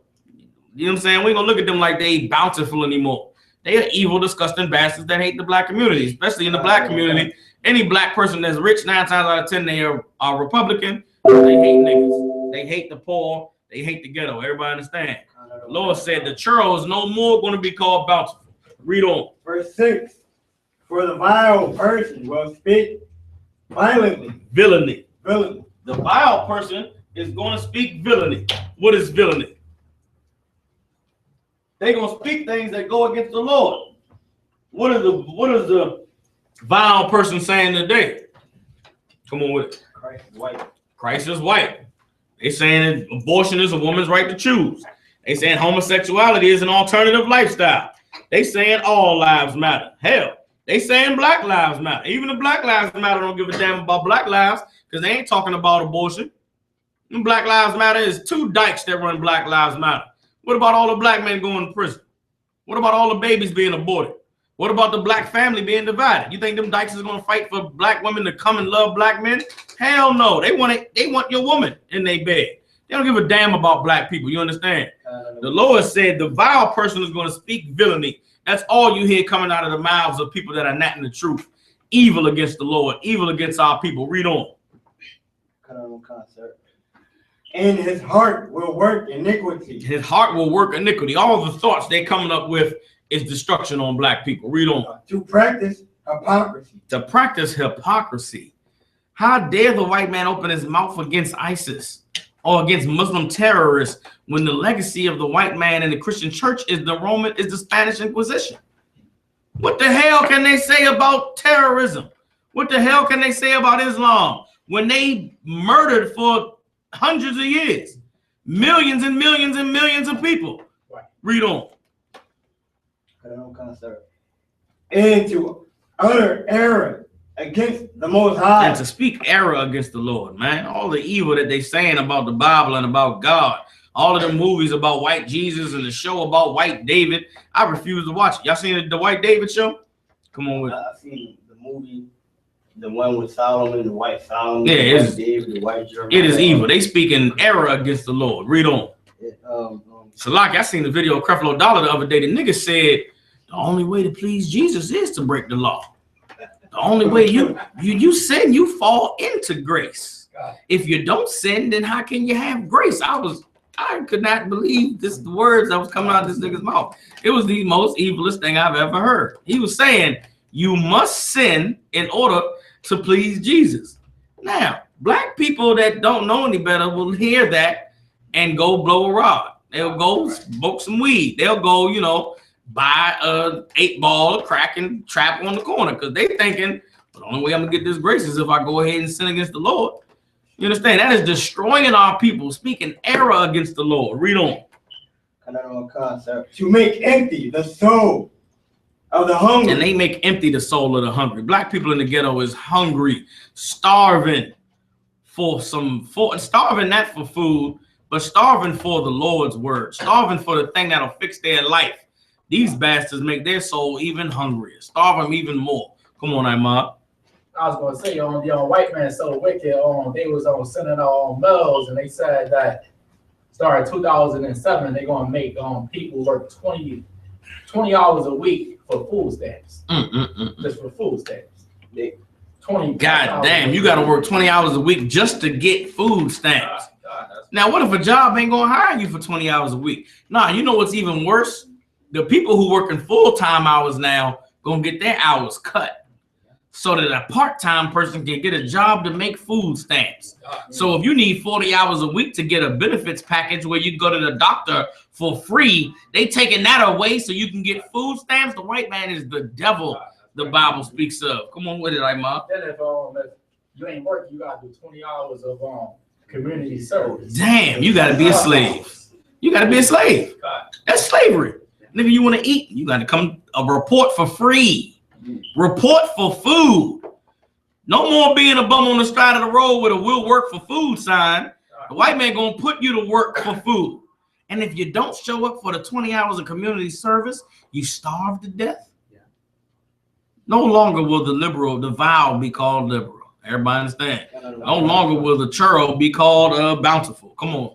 They sent the same mail to my crib. God I opened damn. that joint. I'm like, I looked at it. So they warning niggas now. Serious? They letting niggas know now. Like really, As I'm telling you, listen, you got a full-time job, hold on to it. Because they taking that shit away. That is the white man letting everybody getting that notice. The people with jobs getting notice, the people without jobs getting the notice because they letting everybody know you only about to be working 20 hours a week. So get ready to be happy and live with it and deal with it, nigga, because that's all we giving you. Everybody understand? The white man is showing everybody that we no longer holding you niggas up. We no longer giving you any handouts. You got to fend for yourself. Now's the time when we're going to have to come together. We're going to have to stand with the Lord, stand with one another. We're going to have to prepare for the days of the Inquisition again, because that's what's coming. You see the CIA and the NYPD. I seen him put a nigga in a body bag the other day, and he was alive. NYPD in New York threw a cat on the ground, face down, handcuffs behind his back. They picked him up, put him in the bag, and zipped the bag up, and carried him and put him in the back of a van. Now, somebody recorded it, which means people watched this shit happen and did nothing. You understand? That time is coming again. The white man is showing you who he is, showing you his spirit, and the only way that history doesn't repeat itself is if you're aware of it. Everybody understand?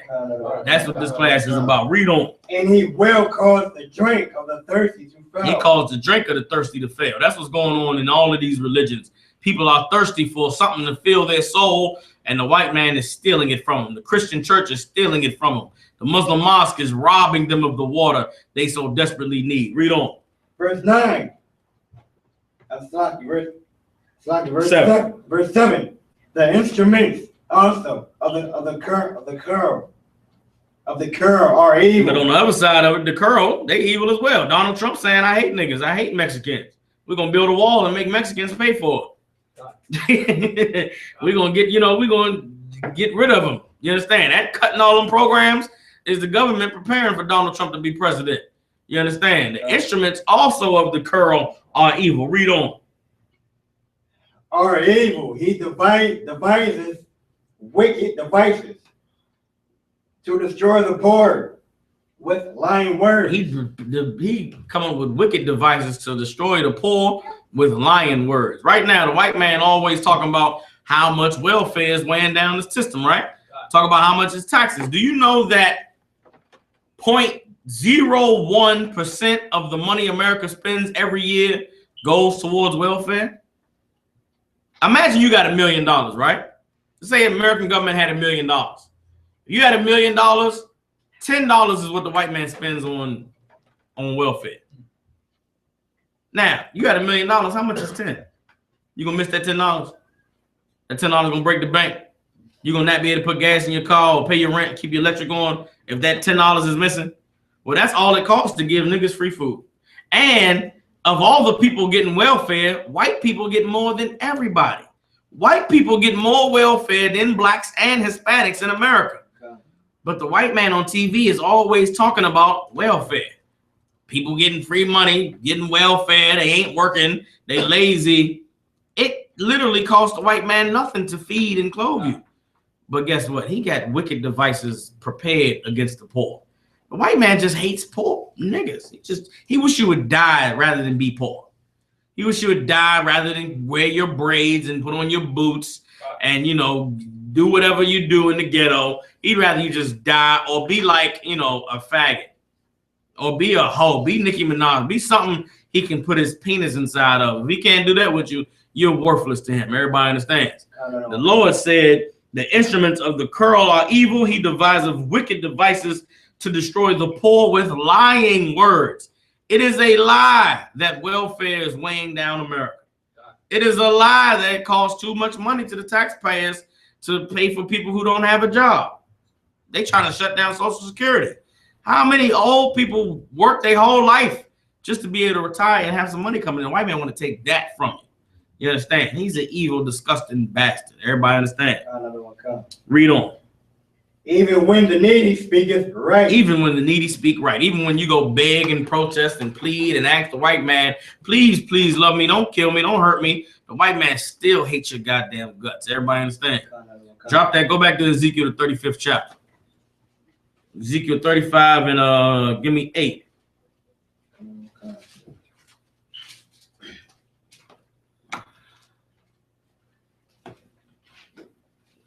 Don't give me verse 10. Come on. Hey, Ma, you get it. Come on. We got the book of Ezekiel 35, verse 10. Because it has said, these two nations and these two countries shall be mine, and we shall possess it. Whereas the Most High was there. Who are these two nations and these two countries the Lord said the white man was going to possess? Hey, Ma. Is it on literally speaking about countries or people? You tell me. Lord say 2 nations, 2 countries. Come on with it. They're speaking about Judah and Ephraim, the 9.5. Talking about Judah and Israel, blacks and Hispanics and Native Indians. The white man said, I'm going to possess them. They're going to be mine. The Lord was there. The Lord was with blacks and Hispanics and Native Indians, but I'm going to be with them now. I'm going to make them mine. I'm going to make them belong to me. The Lord said, because the white man said he was going to take these 2 nations and take these 2 nations to these 2 countries and possess them, read on. God. Verse 11. Therefore, as I live, saith the Most High Power, I will even do accordingly to thy anger, and accordingly to thy envy, which thou hast used out of thy hatred against them. The Lord said, as I live, I will even do according to thine anger and according to thine envy, which thou hast used out of thy hatred against them. The Lord is going to use the white man's hatred to destroy him. What does that mean? Everything the white man devises to do to you, the Lord is going to do to him. The white man would love nothing than for there to never be no more niggas to look at. But the Lord gonna make it so that there's never no more crackers to look at. The white man would love to just murder and rape all niggas and get rid of them. The Lord is going to destroy and let the heathens rape and murder all crackers and get rid of them. Everybody understand? All the evil torture the white man has devised for you, the Lord going to give that to the white man. Read on. God. And I will make myself known among them when I have judged thee. The Lord said, guess what? Them 2 countries, them 2 people, they going to know that I'm the Lord when I've judged you. We're going to watch the destruction of the white man, and we're going to say, Barakatah Yahweh, why Yahweh Shah. We're going to know that the Most High is real in that day. That all of this time, all these years, all this suffering, all this turmoil, depression, sadness was because the Lord was waiting for the time to deliver us. All of the suffering we've endured was because the Lord loved us. and planned for all of this to happen so that he could deliver us and destroy our enemies before our face. Read on. Verse 12, and thou shalt know that I am the Most High, and that I have heard all thy blasphemies which thou hast spoken against the mountains of Israel. The Lord said, you're going to know that I am the Most High in that day, and that I heard all the evil shit you were saying about my people. All of the things you was plotting in your United Nations councils, your trilateral commissions, your Bilderberg group meetings. You understand? The Lord said, I heard all of it, and I'm going to destroy you for it. Read on. Saying they are laid desolate. They are given us to consume. That's what they've said. All of the nations of the earth have said, these black people, this great mighty people that can run and jump and sing and dance and do all these amazing things, they was given to us. That's why the East Indians sell you their hair. That's why the Koreans run the beauty supply store that you go to get your combs and your picks. I went to get something to tie my hair down with. I had to go to the Koreans to get it. Couldn't find it in no black store. Ain't no black store that got a wave cap or a comb that I could use to pick my beard. You understand? I gotta go to the Koreans to get it. My woman want to get her nails done, want to look pretty. She gotta go to the Vietnamese to get her nails done, get her feet rubbed. You understand? That's these nations living off of us. That's these nations saying they was giving us to consume, so let's consume. You understand? I had to talk with a sister the other day about Africans. I was like, you see Black Lives Matter marches on the TV, right? You see black people protesting about all the death. See Africans out there marching with us? She was like, nah. So you see any Africans standing up about all the killing that's happening to black people? She was like, nah. I said, why you think that is? She was like, I don't know. I said, because they don't give a fuck about us. They don't care about us. As long as it ain't their problem, then they don't deal with it. That's these other nations. Everybody understand? Come on, Marah. Time check 8:59. Come on with it. Keep reading. Verse 13. Thus with your mouth ye have boasted against me. What the Lord say? Thus with your mouth ye have boasted against me. The Lord said they boasted against him with their mouth. Read on. And have multiplied your words against me. And they multiplied. They kept speaking against the Lord. Kept saying evil against the Lord. Wasn't enough that they said Jesus was white. Wasn't enough that they said niggas was Gentiles and was born to be slaves. Then they had to go and say homosexuality was an alternative lifestyle. Then they had to go ahead and say that pork was the other white meat and that shrimp, crab, and lobster were delicacies. They had to say everything that goes against what the Lord put in his Bible. It wasn't enough to say that Jesus was white. They had to say his mother never had sex. You understand? It wasn't enough to allow homosexuality. They had to tell a black man he couldn't have more than one wife. Tell a black woman she could leave her man if she wasn't happy. They boasted their words against the Most High, and he heard it. Read on. I have heard them. Thus saith the Most High power. When the whole earth rejoices, I will make them desolate. The Lord said, when the whole earth rejoices, I will make you desolate. You understand? The whole earth is going to rejoice at the destruction of the white man. And what does that mean? All of them Hamites over there that's starving in the Congo right now, when Christ returns, they're going to be happy. Because guess what? Finally, somebody going to be on the earth to feed them. Now, does that mean Jesus loved the Congo and the Africans? No. Right now in China, there's a village where there's buildings just like this one, or downtown. You see all them big buildings where they got Chinese locked in rooms for 20 hours of the day making cell phones. You got that new iPhone or that new whatever Galaxy you got. Just know that some Chinese kid was in the room for 20 hours of the day to make sure you got that phone. But guess what? They're going to be happy when your house shall return. They're going to finally get to leave that little ass room. They get to go get some ice and get some whatever they eating. You understand? When Christ returns, all of the meek are going to now be able to eat, going to be able to live. And all of the rich that have gotten powerful, joining the white man and loving his ways and murdering, killing, and enslaving, they are going to be destroyed. Everybody understand? The earth is going to rejoice when the Most High makes the white man desolate. Read on. I will make thee desolate, as thou didst rejoice at the inheritance of the house of Israel, because it was desolate. Oh, the white man rejoices about niggas not knowing who they are, not knowing their identity, not having their culture. You understand? Calling yourself African American and Nubian and Egyptian and Moorish and whatever the hell nonsense you believe, Rastafarian. The white man smiles at that. He sees a nigga walking down the street with dreadlocks and a Bob Marley shirt, and it makes him feel good on the inside. He see you with your shaved face and your suit and your tie, with your Stacey Adams shoes, and he feels good on the inside. But then he walks by 7th and H in Washington, D.C., 15th and JFK in Philadelphia on a Friday afternoon, and here's the white man is the devil, and he defecates on himself. You understand? Defecate is number 2. Y'all don't know. The white man's shamed when we stand out there on the street and tell him that he's the devil the Bible speaks of and tells our people to separate from him. Read on. So will I do unto thee.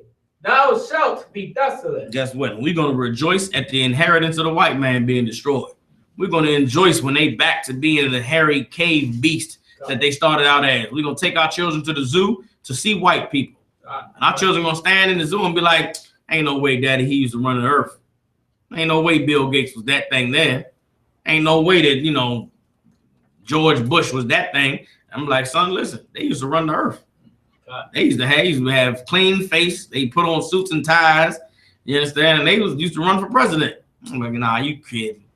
We're going to rejoice when their inheritance is laid desolate. Everybody understand?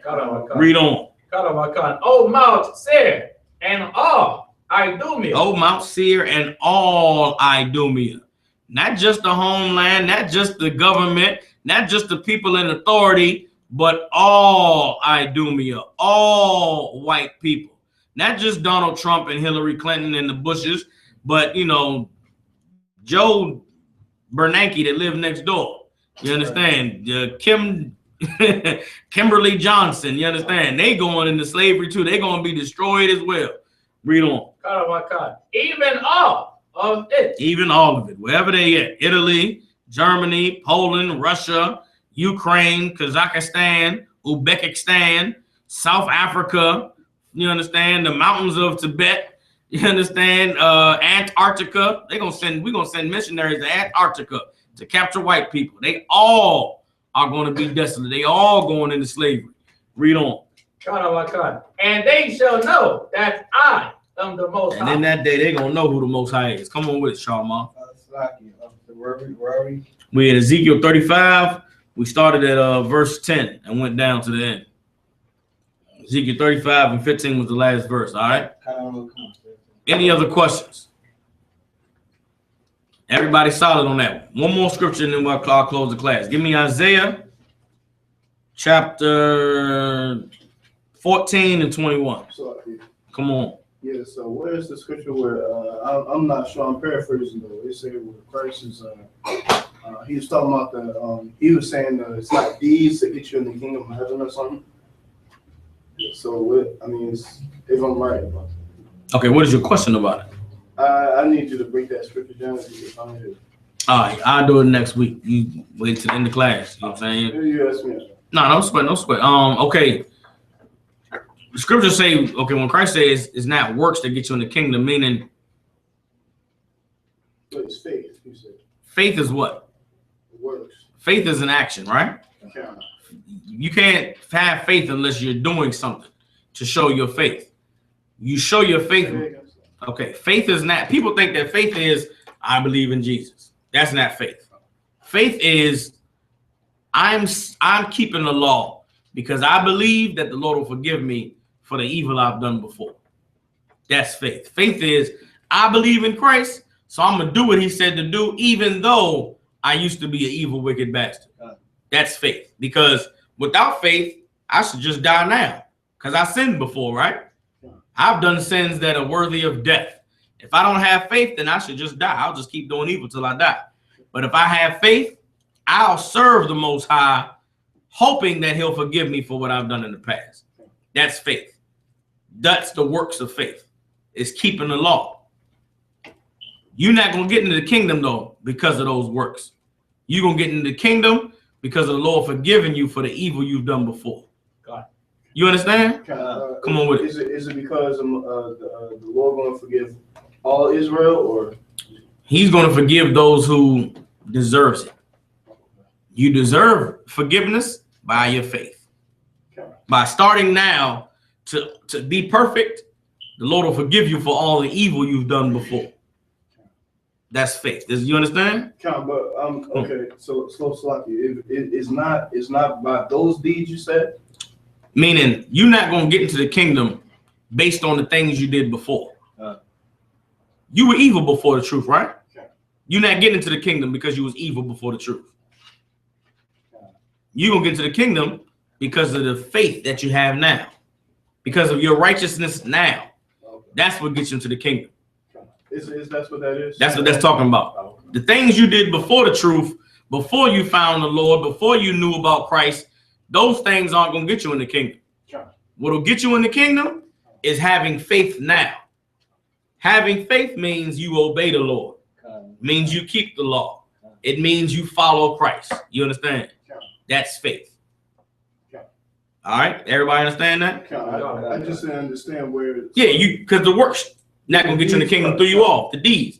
The deeds is talking about the evil you did before. The evil you did before is not gonna get you in the kingdom. Can I like prove that like a scripture or something? Yeah. Okay, bring it out next week. I'll break it down and show you that it's not talking about the good you do now, but it's talking about the evil you did before. Everybody understand? Most High Christ. No scripture, no spec. Last scripture, Isaiah 14 and 21. Isaiah 14 and 21. Prepare slaughter for his children. Prepare slaughter for his children. These white people, you bring up the Spanish Inquisition, what white people gonna say? I wasn't there. I didn't do that. That's not my Catholic church, not my religion. And you're gonna say, okay, no sweat, Mr. White Man, but guess what? The Lord said, prepare slaughter for his children. Read.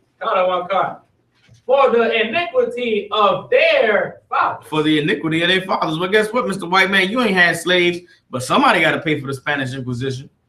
Somebody got to pay for the 100 million that died in Europe and then 177 million that died here in America. Somebody got to pay for it. Somebody got to be brought to justice. The white man is going to be brought to justice. The Lord said, prepare slaughter for his children for the iniquities of their fathers. Read on. That they do not rise. That they what? That they do not rise. The white man is forever going to be on the bottom, forever going to be a slave. Read. Nor possess the land. And guess what? He's never going to own land, never going to own property, never going to be a dignified human being. He's going to be a slave forever, wherever he goes. Read on. Isaiah 14, 21. Read on. Nor fill the face of the world with cities. And guess what? Crackers is not going, ain't going to be no more cracker town. Ain't going to be no more Jewish neighborhood, Italian neighborhood, Irish neighborhood. They just going to be, you know, the dog kennel. They're going to have kennels for white people. You know how you take your dog to the white people? I don't know if they got them in Philly, but in DC, they got dog parks. Where it's like every 10 blocks is a spot in the city where it's like it's a little, you know, a little plot where white people take their dogs and run around. Because it's the city, they dogs can't run around. So the white man take their dogs and let them run around in the dog park. Well, we're going to have an Edomite park. You understand? It's the middle of the day. We're going to have a barbecue. Hey, man, bring your Edomites on. Let them go ahead and socialize in the park. You understand? Edomites get to go sniff each other's behinds like dogs do. Hey, get away from there. Bob, what the hell is wrong with you, Bob? Go crawl over in the corner somewhere. That's how white people going to be, Lord allow in the kingdom. Everybody understand? You understand? The white man is evil. He's murderous. He's treacherous. And all of his evil deeds are being exposed through the work of the Lord and the mouths of the priests and prophets in the Israelite school of UPK. You know what I'm saying? With that, I'll pass class over to Priest and Officer Marat.